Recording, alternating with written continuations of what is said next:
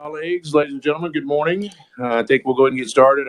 I know it's a little bit late. I did tell the vice chair who's testifying in another committee this morning that I would start a few minutes late to accommodate his schedule. So I've intentionally started a little bit late this morning trying to help Representative Blex get here where he could be involved.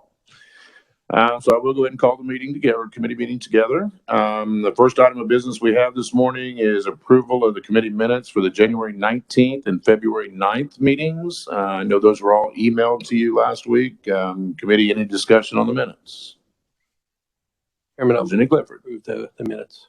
I have a motion from Representative Clifford to to approve the minutes as written. Do I have a second? Second by Representative Long. Committee, all in favor, signify by saying aye. Anyone opposed? Unanimously approved, Gary. Excuse me. Okay, the first item of business this morning will be a hearing on HB 2619. And for an overview, we'll call on the reviser to give us an overview. Jason, welcome to committee. Thank you, Mr. Chairman, members of the committee. House Bill 2619 would require publication of compensation information for county and city elected officers. The bill has two sections, one pertaining to county elected officers, the other pertaining to city elected officers. Both sections contain essentially the same provisions with respect to their elected officers.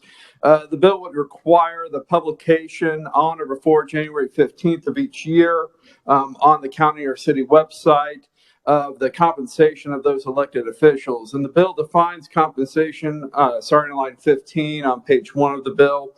Includes any salary, wages, or other monies paid to the elected official, but then it also includes healthcare benefits, benefits under any pre-tax cafeteria plan that the Department of Administration or other plan that's established by the county or city, retirement benefits, paid leave, and any other benefits that the elected official receives from the county or the city. There is a provision that if the elected officer holds two positions, then the publication would specify the compensation for that officer for each position, as well as the total compensation that the officer is receiving from the county or the city. For county elected officials, they are defined as the county commissioners, county clerk, county treasurer, register of deeds, county or district attorney, the sheriff, and any other county officer that's required by law to be an elected position.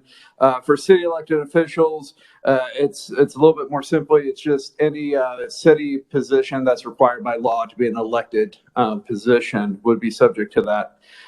This requirement would go into effect on July 1st of this year if enacted, so the first publication would be next January in 2023. And with that, Mr. Chairman, I'd be happy to answer any questions. Thank you. Representative Shaw or Clark. Sanders. I apologize. Don't have my seating chart this morning. Okay. Thank you, Mr. Chairman.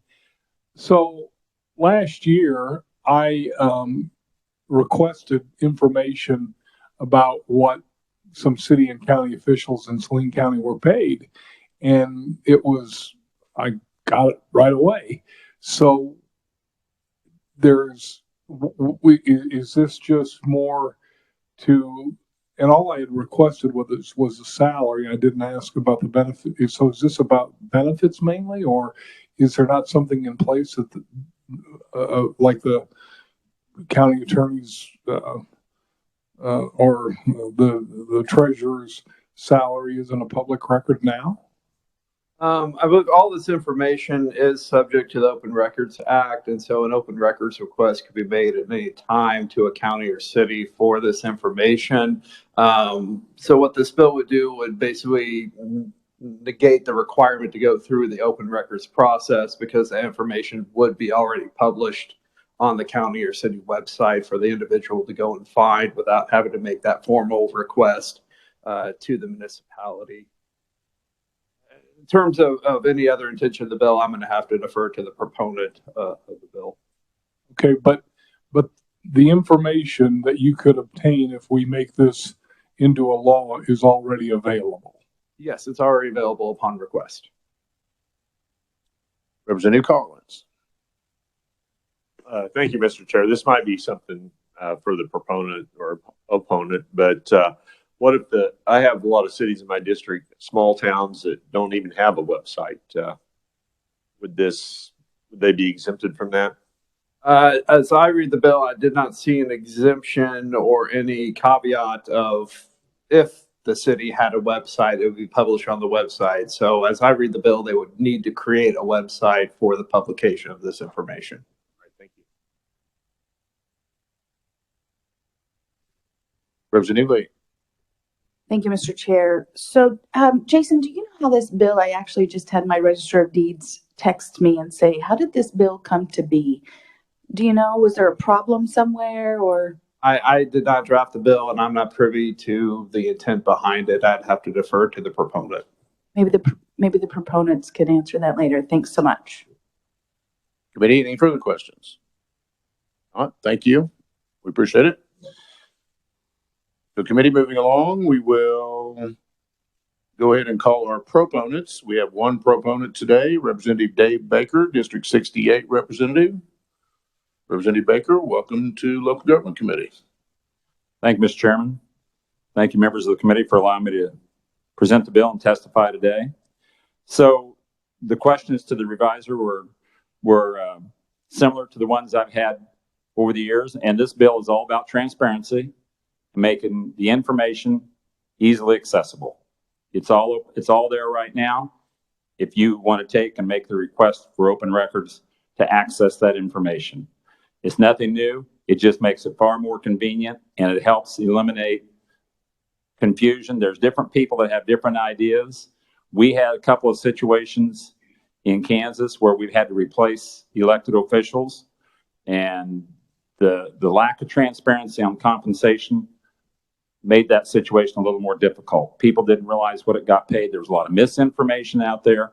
This bill, very simple, makes it all available on one site. There's nothing vindictive about it. There's no witch hunt.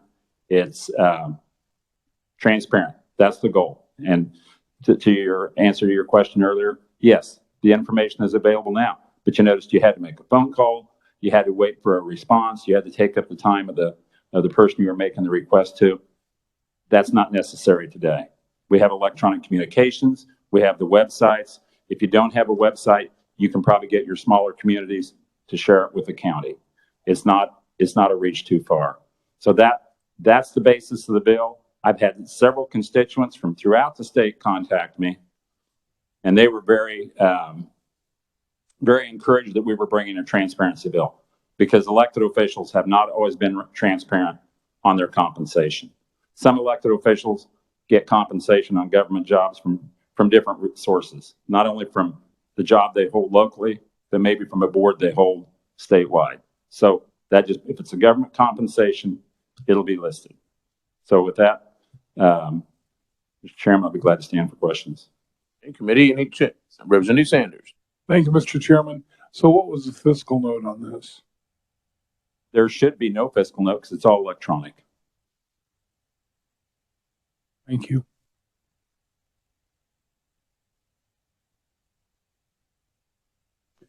Representative Curtis. Thank you, Mr. Chairman. So Representative, do we know like how many counties currently are posting this kind of information? No, there's no consistency. Some counties post it, and I'm always real good about reminding people that I get paid $88 a day, and they all feel sorry for me until they find out I may get some related perks. So that's a different topic, but that's just myself. Elected officials at city and county governments, it just needs to be transparent. Each county and city does their own form of transparency or lack of transparency. This just makes us all unified in what the presentation is and inclusive. So that would then capture, say, for instance, being a legislator is a part-time position, and I know we have some individuals who also work for an additional government entity. So then when that is posted on the website, then that will bundle that total amount? I'm just trying to understand because I don't want somebody to be misled to think that, say, Representative so-and-so is receiving this amount of compensation when it includes his secondary, job that, like all of us, many of us have an additional income. So I was just trying to see how that would be reported. So it will bundle them. You're correct. The compensation of the two jobs will be listed together. And most of us that serve in government positions, the total bundled number really doesn't move the needle a whole lot because most of these government jobs don't pay a whole lot. I can think of one member of our delegation that would be a direct impact to, and so perhaps that would not. Would it be a positive impact? Well, he's a unified government employee, so that's where he makes most of his money to live on. And then he's also a state rep. They give him the 90 days off to be a state rep. But when that's reported, that's going to look like a huge inflated number for him. So that's what I was trying to figure out is how we distinguish from that. And then I have one more question, but perhaps I'll let somebody else ask it. Oh, so that's one thing to just try to figure out. The other thing, how do you feel about exempting those counties that do not have the bandwidth or do not have a website presence today? Because we do have some counties that do not have they may have a website, but they don't manage it themselves. It's just kind of a static page. And then is there assurance that all of our counties have the sufficient bandwidth? Right now we rank 28, so we're not at the bottom. But I know that we still have that issue in our state where some struggle with the bandwidth. So I'm just wondering about how we deal with those issues. Where it only has to be updated once a year, I think they probably have enough bandwidth. I think the reviser had an answer to your question also. Yeah, Jason, please. Mr. Chairman, members of the committee, I just wanted to point out the multiple position provision in the bills is within the county or city. So a state elected official would not have their compensation as a state official reported under this. It would just be, for your example, the unified government compensation would all that would be reported.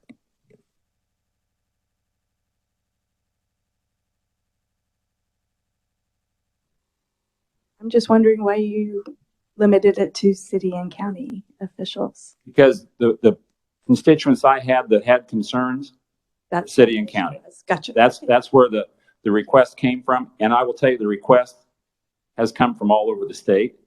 It started out in my district, but the request for transparency has come from, including several from your county. My grandparents lived there, and I'm sure they would have asked me this question too. But we don't do a very good job in government sometimes of being as transparent as we could. And we need to all work on that, because I don't think our approval ratings are in the top 10, but maybe we need to work a little more diligently to try to get people to understand that we're probably not in this for the money. And I think with the reviser's explanation, then my question then is viewed. So. Representative Lee.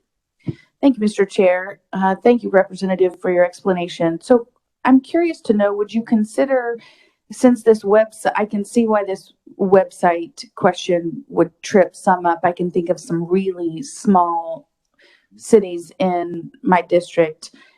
Do you think it could be something that we could have it on a state website? Like the state website, you type in the county and it brings up, like if the counties were to give all the data to the state, and then the state just have one website where it's a transparent, I like that. I love transparency.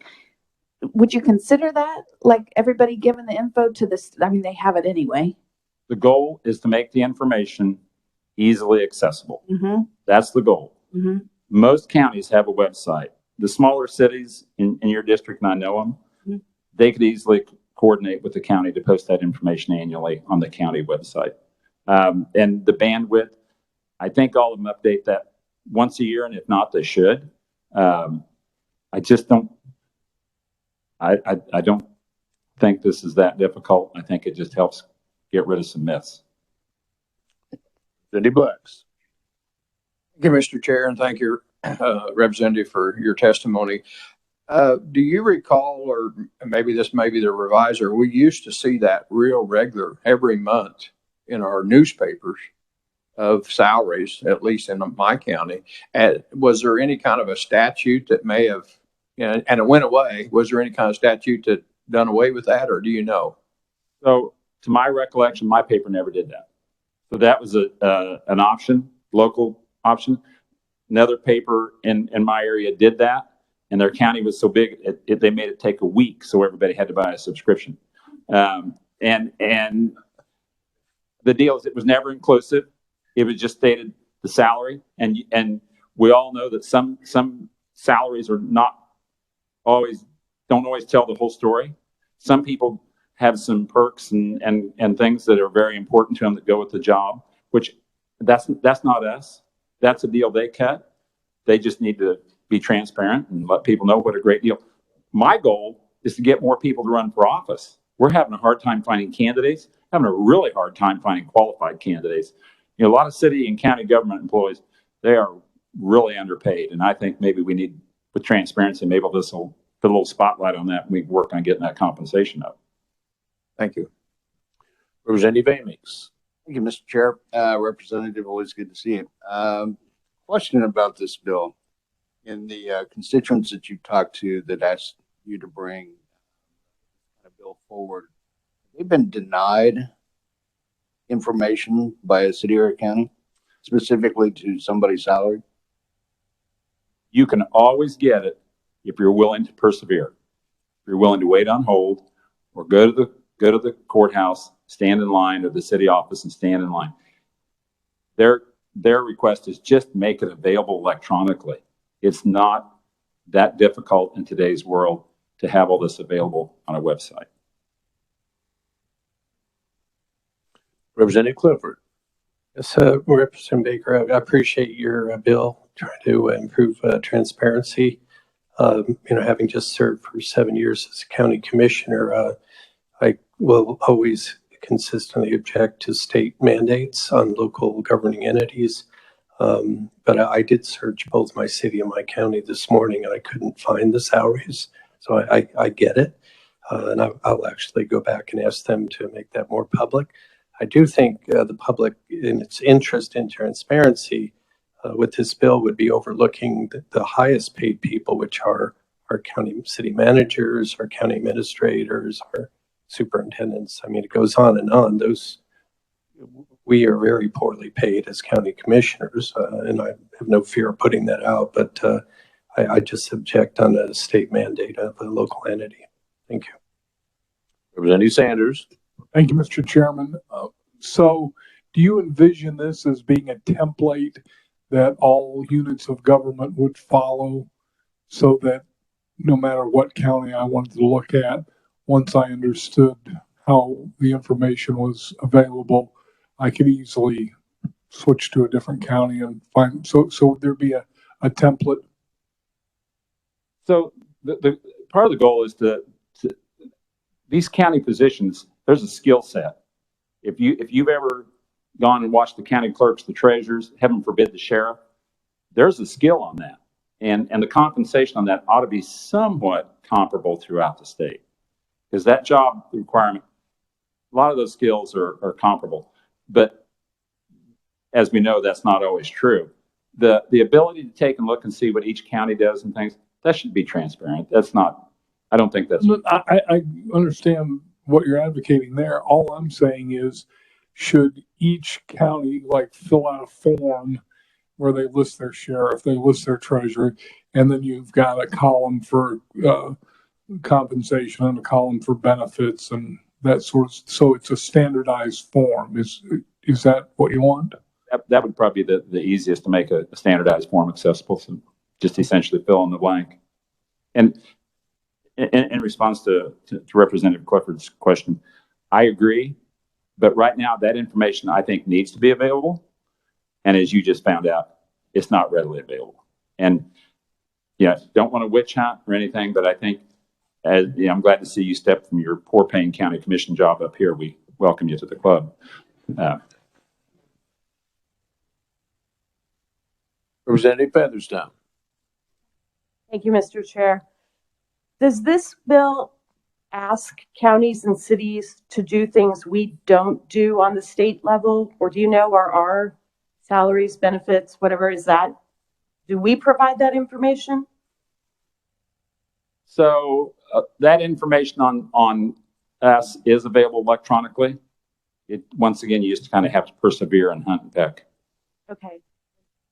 I don't know if this is for you or for the revisor, but for people, say, I know there are some up here who take the health insurance and end up paying more than they earn. But if you took the money they earn from health insurance plus their salary, which they're getting, then it looks like this number, when in fact, at their bottom line, they're losing money. Will that be reflected?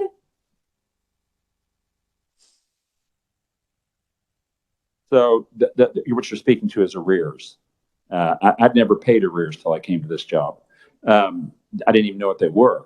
But yeah, so it's not gonna. It's just going to show the benefit. It's going to show the compensation. That health insurance has a value. That retirement plan has a value. You know, that's what needs to be shown. And yeah, for some people, I will tell you, as somebody who had a 63-year-old constituent who had to pay $1,500 a month for a $10,000 health insurance, if she could have got state health insurance, that's a really great benefit, but it would have been listed on the deal as the cost of the county's health insurance premium. So, thank you. Representative Long. Thank you, Mr. Chairman. Thank you, Representative Baker, for being here today. I don't have a question so much as a comment. Most of the elected officials, city and county elected officials I know, would not mind necessarily their compensation being put out there. But I think there are folks in some counties that will be very surprised how much their elected officials get paid, probably. And then there's a lot of counties that are surprised how much they don't get paid.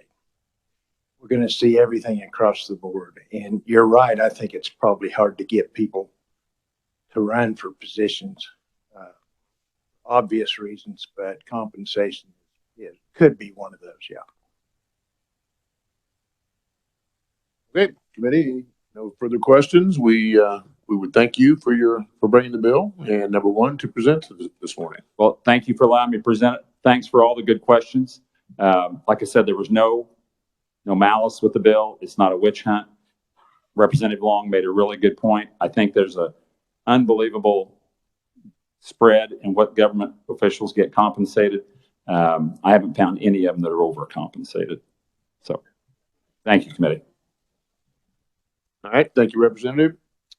Committee, we'll move on to neutral testimony. And the only neutral testimony we have is from Eric Sartorius, the Executive Director with the League of Kansas Municipalities.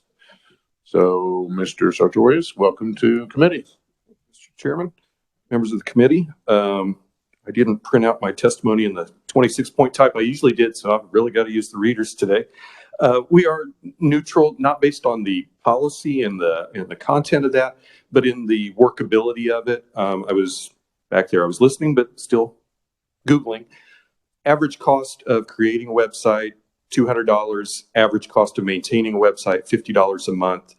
We have 113 cities in Kansas that are 100 people or less in population. Lots of those have 1 or 2 employees. Technology is not their high point, and they'll readily admit that. It's mostly a part-time job. I would say most cities, there is no remuneration for serving. It is a public record. If there's a way to figure this out in a way that doesn't cost cities more than they're paying out people to serve, that's great. I would express some concern that if it's going to be posted on the county's website, that there not be the same costs incurred by the cities. It shouldn't cost $50 a month or whatever to have this information available. Some of the cities, our smallest city is Waldron, population 10. The city of Frederick has tried 2, if not 3 times to dissolve themselves. The first time, there's 17 people there. The first time, the motion to dissolve the city failed on a vote of something like 20-10. And the simple math there is 30 is more than the 17 people that live there. The ballot was handed out to a lot of people who don't live in Frederick. And I mean, I guess we should be happy that folks were like, no, we shouldn't make that city go away. And they supported Frederick remaining a city. But Frederick was like, no, we're trying to go away. That was certified in the canvass by Rice County. And Secretary of State's office said, well, guess you're still a city. They tried again 2 years later, and it was a 2-2 tie. So Frederick is hanging on in spite of itself. But I don't think it would be fair for several of these cities that it really is, how do we keep the lights on, if there even is a city hall? And in many of our places, the official address of the city changes depending on who's become the city clerk, because he or she just works out of their house. So the transparency makes total sense. Many of the cities and counties do have that information available. If there's a way to streamline it or make it more accessible, we're happy to do that. And I'll stand for questions as appropriate. Hey, committee, any questions? Representative Clifford. Thank you, Mr. Chairman. Ms. Sartori, thanks for being here today. We're curious, does your organization post salaries in order to attract people to a municipal service?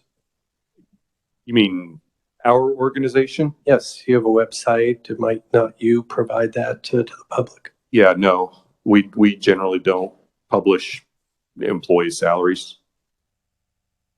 Well, follow salaries of city officials, not your organization. I mean, I guess we conceivably could. I wouldn't want to be statutorily required to do that, because I'll be absolutely honest with you. It took the better part of 3 months to beg and plead and do everything in our powers to get cities to recognize that American Rescue Plan Act funding was available to them, and it was money that they could have, and the strings were minimal. And it went right down to the wire. We still have about 10 cities out there that we're still working with, trying to get them to respond with respect to opioid litigation. Again, funding that they can use for drug treatment, for public safety and everything. So if we can't get people to respond when the announcement is there are free dollars for you, getting them to respond to, hey, I need you to do paperwork,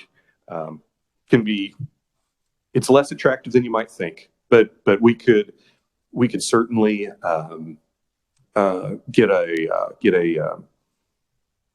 survey out to cities, and we could post what we had. But then I don't want us to be responsible for hosting like everybody's insurance policies or keeping track of how much that's worth and calculating those benefits. I wouldn't want to do that to us. And I certainly wouldn't mandate you, just like I wouldn't mandate a local entity. But it also begs the question, would it be hard for the state to post this, to get that information out of your municipalities?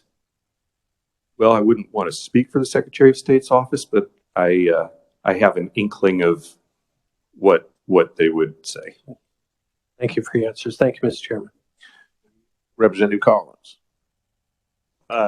Well, first thing I want to say, thank you, Mr. Chair. But like as far as posting salaries and benefits to attract people, in my time in city government, if we put, people knew what we got paid, I'd chase them away. They wouldn't want any part of it. Other than seems like when I was a city council, whenever the mayor or someone on the council would buy a new car or truck, rumor would be around town that the city was providing that for him. But yeah, like I said, are you familiar with the city of Mildred, Kansas? It's in my district, and it's maybe 20, 25 people.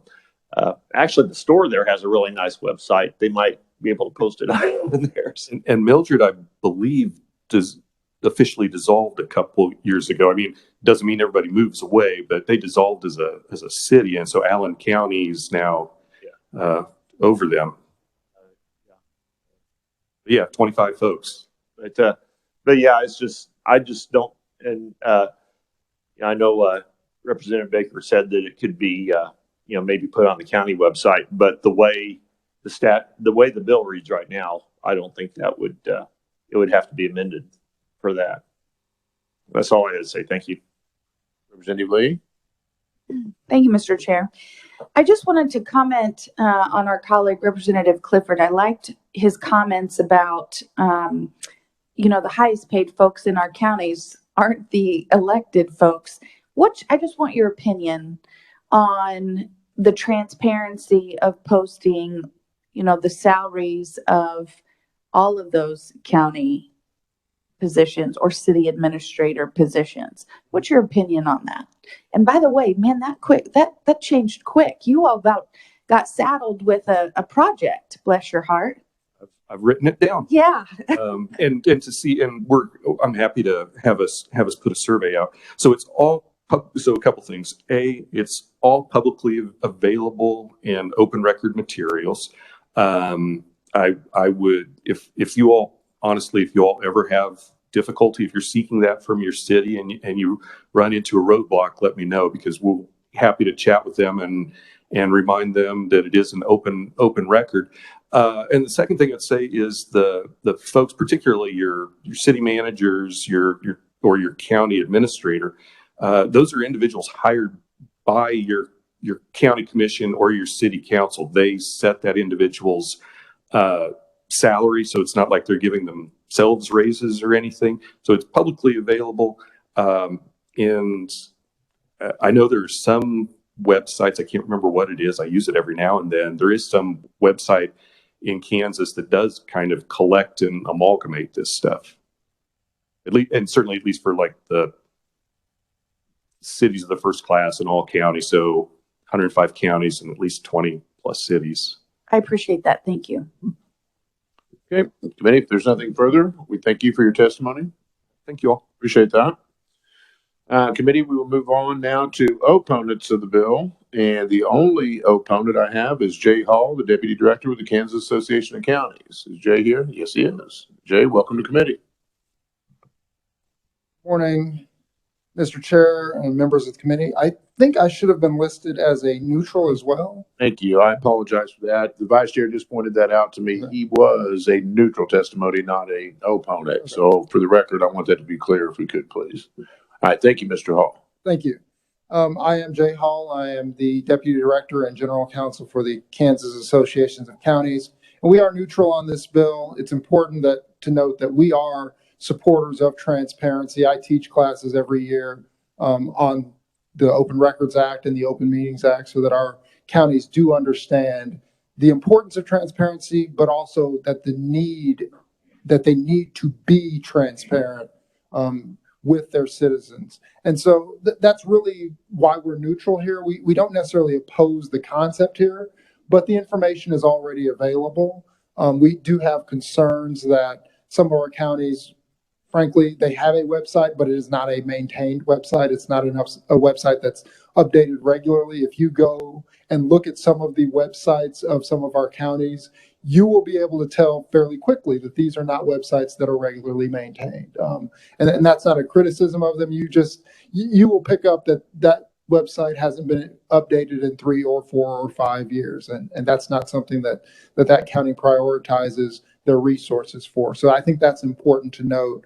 I think it's also important to note that it would be for those counties that don't regularly maintain their websites, and certainly a lot of our counties do maintain their websites regularly, but for the ones that don't, it would be a pretty big burden if they also had to incorporate the city information onto that website, because, again, they don't regularly maintain their own website.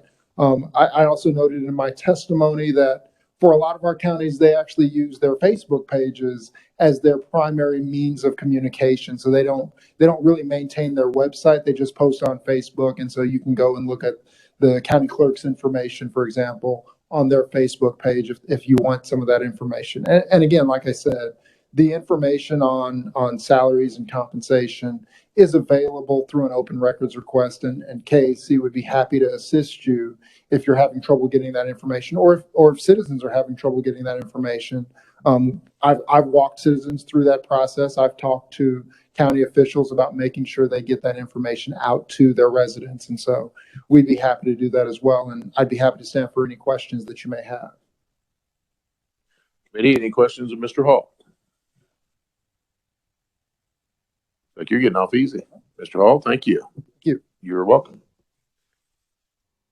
All right, I will call a conclusion to the hearing on HB 2619 committee. I think moving on, the next thing on our agenda is to consider HB 2518. That's the Improvement District Bill. Is there any discussion on that bill, committee? Representative Curtis. Thank you, Mr. Chairman. And I know we've had some discussion about this bill and trying to, resolve the issue. And I would appreciate further discussion to just figure out where everybody's at. But it seems to me like we're trying to solve an issue with a Band-Aid approach that perhaps needs a little further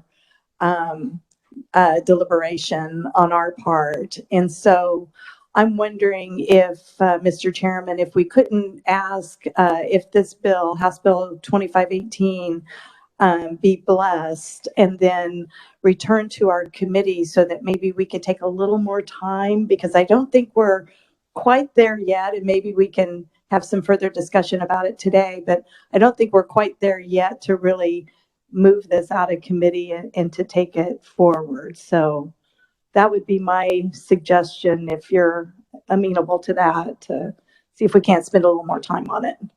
Hey, thank you, Representative Curtis. I think my thoughts are parallel to yours. And as you know, we had a couple of balloon amendments that were going to be offered this morning. Shouldn't we have went ahead and worked that bill?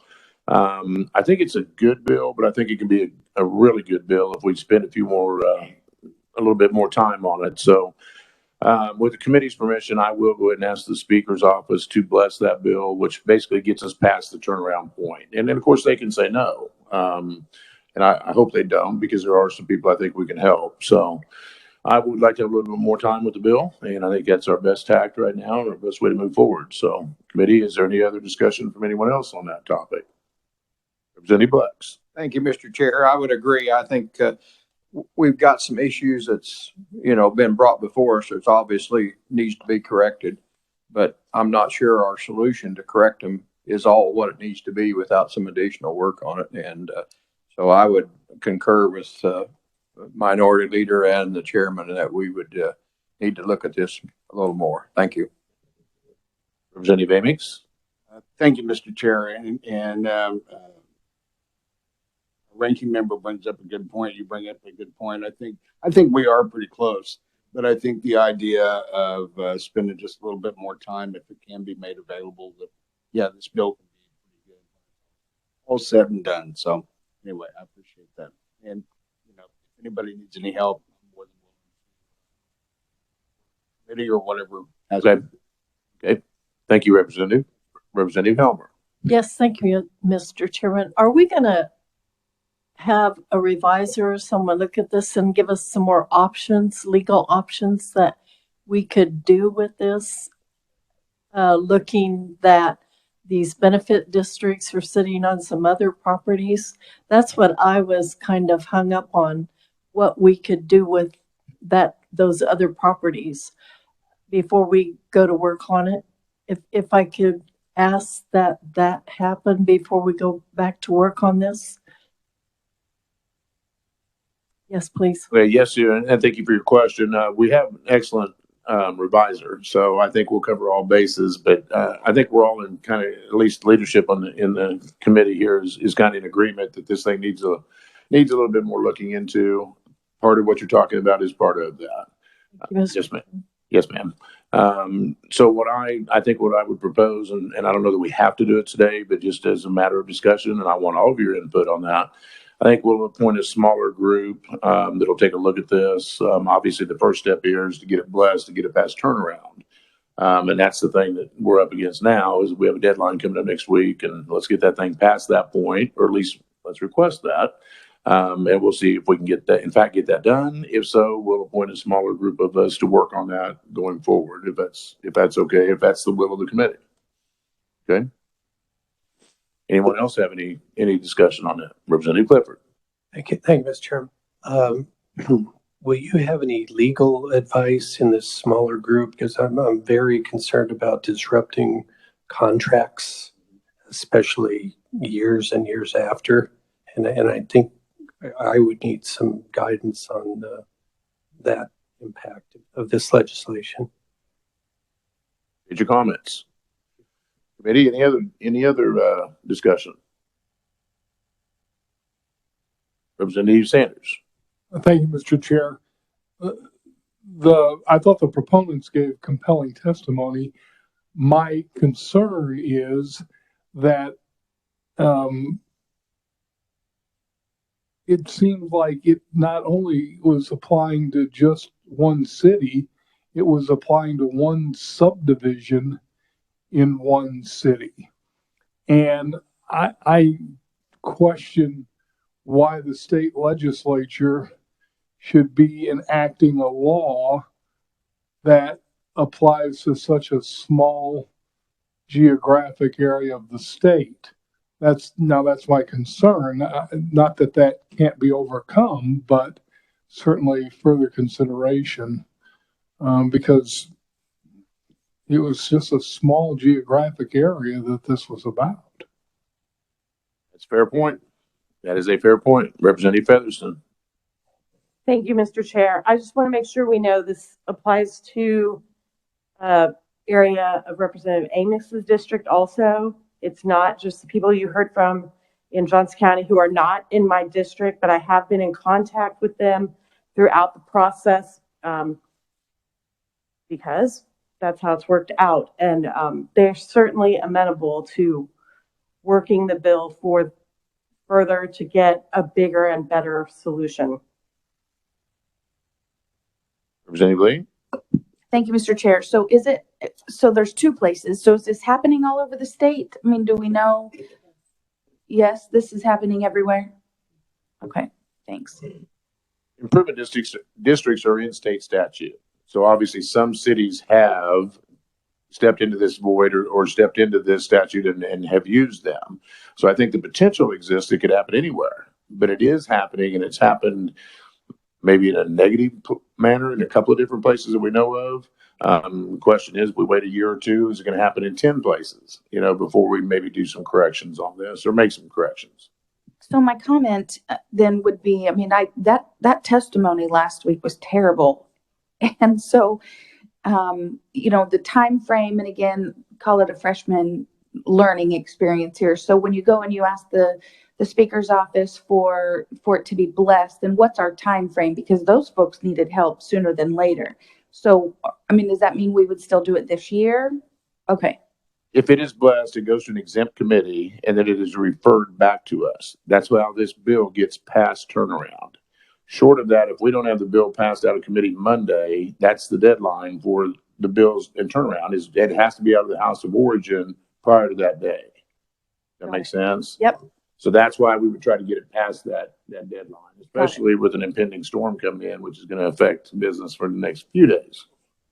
Thank you. You're welcome. Thank you for the question. Representative Sanders. And Mr. Chairman, a point. So when you say Monday is the deadline, is that the deadline for this committee or for the entire House? Okay. So. Thursday is the deadline for the House of next week. Okay. All right, committee, any further discussion? Okay, well, it sounds like generally the consensus of the committee is that sounds like an acceptable plan to go ahead and request that to be re-referred to an exempt committee. And And hopefully, should that happen, we'll take it back up. Okay. All right, moving on. About the only other thing we had the hearing of obviously this morning on HB 2619. Is there any discussion on that particular bill? Anyone have any questions on it?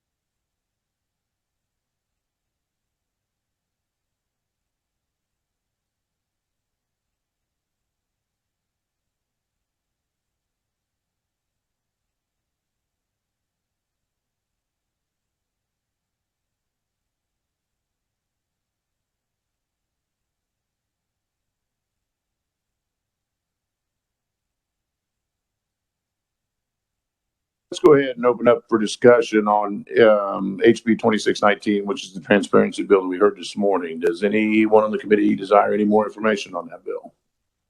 Or is anyone having discussion on the bill? Representative Bucks. Thank you, Mr. Chair. And this is a tough one, I think, for most of us, simply because I believe all this committee supports transparency. And we certainly would like to have that. And ironically, some of the questions about school superintendents and city managers is in my local county paper. Those salaries are published. So maybe a better avenue might be, and I know some of us don't have very much paper, or maybe once a week if we're lucky. But maybe a better option would be to, request that from your local news media. But, I have a ton of small cities that I think this would be a burden on to be able to have the technology, and as been stated before, a lot of them is a one person city clerk that handles everything from water issues to putting ballots together and resolutions and conducting meetings. So, and some of them that's not a problem. They can easily do that as far as technological skills, but others, not so much. Many are retired and don't have those skills. And so I guess I'm struggling with it. I support the transparency concept, but I'm not sure a mandate that we do this is in the best interest. That's just my 2 cents. Thank you, Mr. Chair. Representative. Thank you, Mr. Chair. And I guess I would echo some of what our vice chair expressed. I too support the intent behind it, the policy as far as being more transparent and making that easily more accessible to people, because I think it is a little bit burdensome to go through the open records process. However, I do see that it will be a burden on some of our cities and counties. So I would like to see those issues worked out first before actually supporting a state law that would, mandate that on our cities and counties. If some of those issues could be worked out, perhaps it's required of the larger ones that many of them are probably already doing it, but addresses most of the issues rather than burdening the smaller ones. I think I would be more supportive of going in that direction. Representative Lee. Thank you, Mr. Chair. This is a question for y'all. I don't know who's going to have the best answer. I've actually never personally done an Open Records Act. I don't think most citizens know even really what that is, or how they would do that. does anybody know, how do you, if you're a citizen in Ness County, Kansas, and you want to know what your county administrator makes or your city attorney makes, how would you even do that? And I think the question, and so I also like the intent behind the bill, that I love the transparency piece. And I think, I mean, I saw several folks go, yeah, I don't even know. And so I think that's a wall for a lot of folks, which is of course probably why the bill was brought, because, and I get it. I mean, I have a lot of little communities in my town, which is why I'm like, maybe, and I like the fact that we don't want to mandate counties to do stuff, but I also, if we can, my thought is, well, maybe once a year we publish, once a year the county newspaper publishes all the salaries for all the different towns. I'm like, well, that's probably not feasible. Could we have, I mean, what do y'all think about having all that data sent to the state? People type in the county, type in the office, and it populates that way. Then it alleviates the burden from the communities. I'm sure the Secretary of State loves me, but I mean, and maybe it's not even through the Secretary of State. I mean, it's not necessarily, I mean, it would just be a state website that is going to have salaries on it. It's not, I don't know. I just think that doing those open records requests, like, I'm not an idiot, and that kind of makes me I'm a little intimidated by that. Like, I wouldn't know where to go. Do you go to your county clerk? I mean, I don't know. You go to the sheriff's office. I mean, people aren't going to know how to do that. Anyway, those are just some of my thoughts. And I agree with you. And to me, let's just say we decided this is a good idea, and so we did require the cities to publish in counties. To me, that's putting things a little bit on the defense instead of being on the offense. I mean, yes, that information's out there, but if you can't get it on a Google search on the first try, I think the question is why. So why do I have to call the county clerk? Why do I have to call the city clerk? Oh, you want to charge me for paper copies? Why? I mean, it's just an easier way to access the information. Representative Lee. Well, I appreciate that. You're right. When you go to the county clerk and you say, I want to know what the city attorney makes, or I want to know what you make, immediately they're almost like, well, why do you want to know what I make? And you're defensive. But if you can go and do a search on the state of Kansas website and type in your county, and it lists all the different positions, whether they're elected or not, if it's already open requests, I mean, it's already information that's available. To me, that makes more sense. But you're right. It does put those elected officials on the defense, and it may not be the intent at all of the person asking. Representative Helmer. I agree with Representative Baker. It's a great idea. But then again, and I don't think that we can send it to the state and make it the state's problem and Secretary of State and all of that. I think that is putting it on somebody else. I think we need to make the decision and decide who does this and make it local.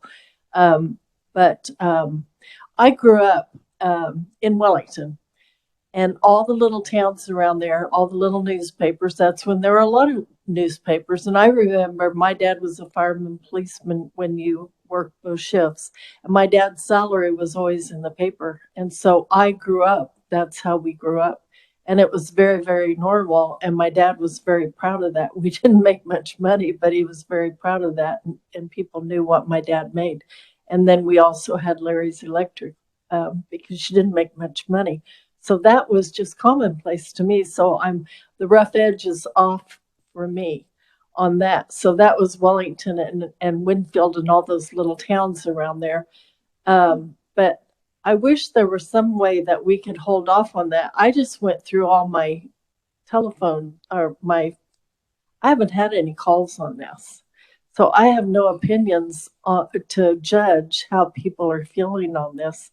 And I wish we could kind of back this up and see how our constituents would feel on this too. And give it a fair shake. Thank you, Mr. Chairman. Thank you.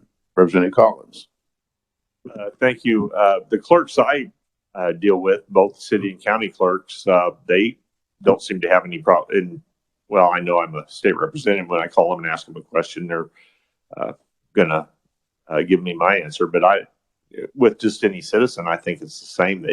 They have no problem looking up a salary to tell them. And when I was on city council, of course, it was a police chief salary, so it wouldn't have been affected by this. But I had someone ask me once, well, I heard the police chief makes, and gave an amount. And I said, well, no, actually, it's a little bit more than that. So, I wasn't defensive about it at all.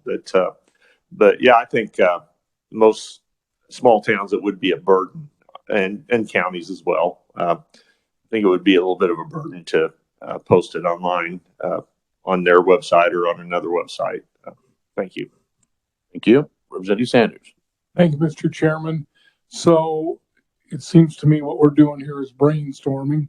So one of the first rules of brainstorming is there are no dumb ideas.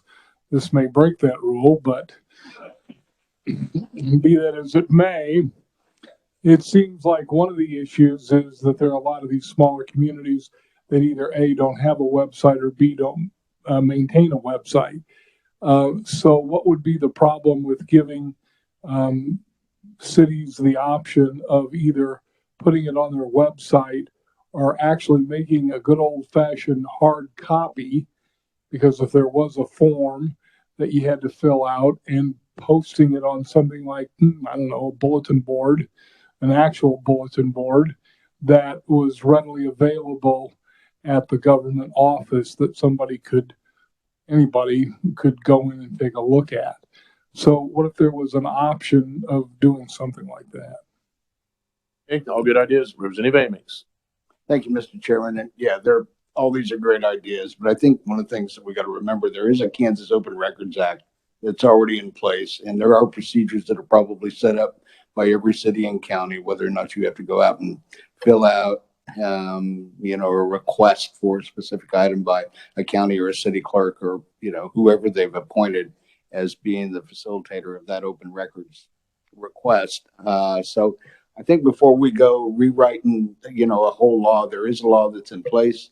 And if there's problems with it, we need to look at that law before we start looking at adding all kinds of new requests to go forward. So that's just my idea. Okay, I appreciate that. All right, I think what I'm going to do, committee, is go ahead and move on. The discussion on that particular bill, though, is not over. So feel free to contact myself, the ranking D, or the vice chair in the next few days. I will tell you this: if we do decide to step forward with that bill, we will have to work it on Monday. So we will have to meet next Monday. So we'll make a decision here pretty quick on what we'll do with that. Okay. So watch your schedules. And again, if you have strong feelings on that either way, reach out to any one of the three of us. Okay.